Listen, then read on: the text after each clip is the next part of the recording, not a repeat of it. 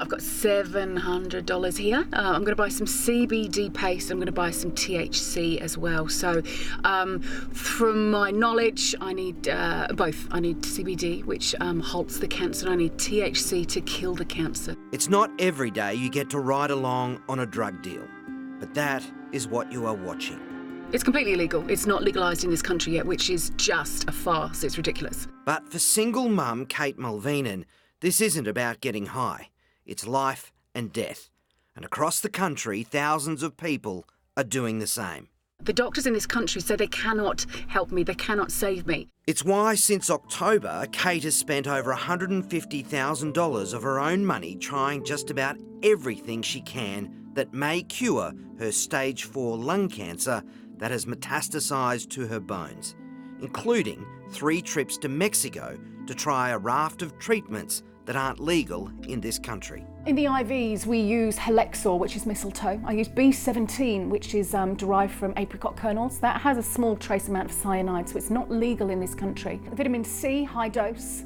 Curcumin is a high dose. I've just been injected with another product, and it's derived from shark spleen, and it has blue scorpion venom, and that's supposed to be very, very good for battling the tumours. Kate admits she's treating herself as a guinea pig.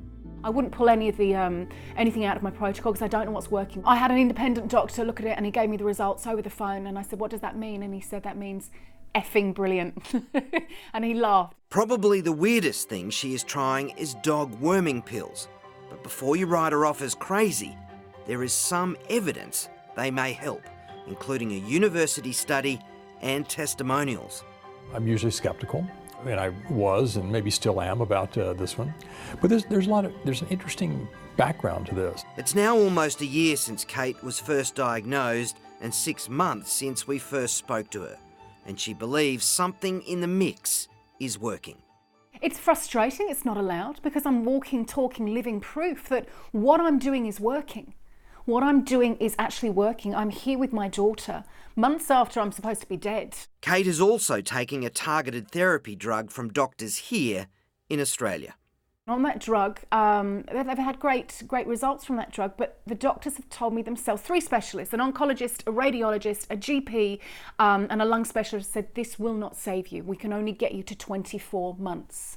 Well, I'm 10 months in and I can tell you I'm very much alive. I've never felt happier, I've never felt healthier. But other than that, she's managing herself, which is risky. But as Professor of Alternative Therapies, Dr. Mark Cohen points out, when you are terminal, you don't have time for clinical trials. The problem with doing research in cancer treatments, it might take 10 to 20 years to actually prove that it works. A spokesman for the Australian Medical Association says, as doctors, we always want the best for our patients.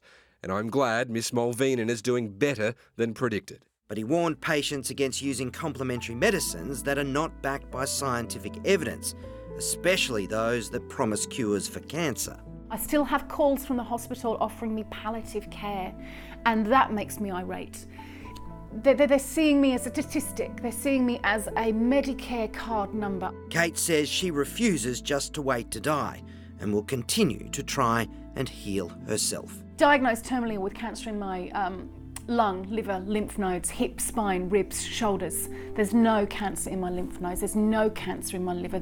The tumour in my lung is at least 90% smaller than it was, and there's a few peppered spots in my bones, but I'm going to get that. I'm going to get that. I'm confident.